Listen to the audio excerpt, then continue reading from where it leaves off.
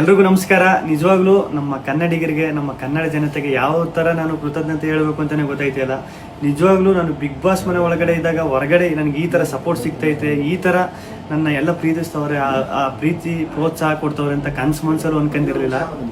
ಸಖತ್ ಖುಷಿ ಆಯಿತು ಆಚೆಗೆ ಬಂದಾಗ. ಇನ್ನೂ ನನಗೆ ನಾನೇ ನಂಬೋಕಾಯ್ತಿಲ್ಲ. ಆಮೇಲೆ ನನಗೆ ಸಖತ್ ಖುಷಿ ಆಗೋದೇನೆಂದರೆ ನಮ್ಮ ಯೋಧರಾಗಿರ್ಬೋದು, ಅವರು ವೀಡಿಯೋ ಮಾಡಾಕ್ತಾರೆ. ಆಮೇಲೆ ನಮ್ಮ ಕನ್ನಡ ಜನತೆ ಅಲ್ಲದೆ ಬೇರೆ ರಾಜ್ಯದವರು, ಆಂಧ್ರ, ತಮಿಳುನಾಡು, ಬೇರೆ ದೇಶದಲ್ಲಿರೋರು, ಆಮೇಲೆ ನಮ್ಮ ರೈತರು ಈ ಸಂಕ್ರಾಂತಿ ಹಬ್ಬದಲ್ಲೆಲ್ಲ ಕಿಚ್ಚೊಡಿಬೇಕಾದ್ರೆ ಹಸುಗಳ ಮೇಲೆಲ್ಲ ಚಿತ್ರ ಬಿಡಿಸ್ಕೊಂಡು ಫೋಟೋ ಹಾಕೊಂಡೆಲ್ಲ ಸಕ್ಕ ಸಪೋರ್ಟ್ ಮಾಡಿದ್ರು. ಆಮೇಲೆ ನಮ್ಮ ಆಟೋ ಡ್ರೈವರ್ಸು ಸ್ಟಿಕ್ಕರ್ಸ್ ಎಲ್ಲ ಹಾಕೊಂಡು, ಆಮೇಲೆ ಪಾಪ ಈ ಟ್ಯಾಟೋ ಹಾಕೊಂಡು ಅವ್ರು ಯಾರು ಅಂತಲೇ ಗೊತ್ತಿಲ್ಲ ಪಾಪ, ಟ್ಯಾಟೋ ಎಲ್ಲ ಹಾಕೊಂಡು ಅಷ್ಟೊಂದು ಪ್ರೀತಿ ತೋರಿಸಿದ್ರು. ಒಬ್ರು ಇಬ್ರು ಅಂತ ಹೇಳೋಕ್ಕಾಗೋದಿಲ್ಲ, ಚಿಕ್ಕ ಮಕ್ಕಳಿಂದ ಹಿಡಿದು ದೊಡ್ಡವ್ರವರೆಗೂ ಅಷ್ಟೊಂದು ಪ್ರೀತಿ ಪ್ರೋತ್ಸಾಹ ಕೊಟ್ಟು ಈಗಲೂ ಕೊಡ್ತಾ ಇದ್ದೀರಿ. ನಿಜವಾಗ್ಲೂ ನಾನು ಬದುಕಿರೋವರೆಗೂ ಇನ್ನೊಂದು ಸಖತ್ತು ಆಶ್ಚರ್ಯ ಆಗಿದ್ದು, ಖುಷಿಯಾಗಿದ್ದು. ನಮ್ಮ ಮೀಡಿಯಾ, ನಮ್ಮ ನ್ಯೂಸ್ ಚಾನೆಲ್ಗಳು ಅಷ್ಟೊಂದು ಸಪೋರ್ಟ್ ಮಾಡಿದ್ರು ನನ್ನದು.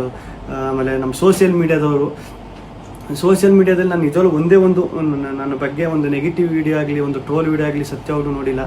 ನಿಮ್ಮ ಪ್ರೀತಿ ಪ್ರೋತ್ಸಾಹ ಎಲ್ಲ ಹಿಂಗೆ ಇರಲಿ ಕೊನೆವರೆಗೂ, ಹಿಂಗೆ ಐತೆ. ನಾನು ಈ ಪ್ರೀತಿ ಪ್ರೋತ್ಸಾಹನ ಕೊನೆವರೆಗೂ ಉಳಿಸ್ಕೊತೀನಿ. ಧನ್ಯವಾದಗಳು. ಅವಮಾನ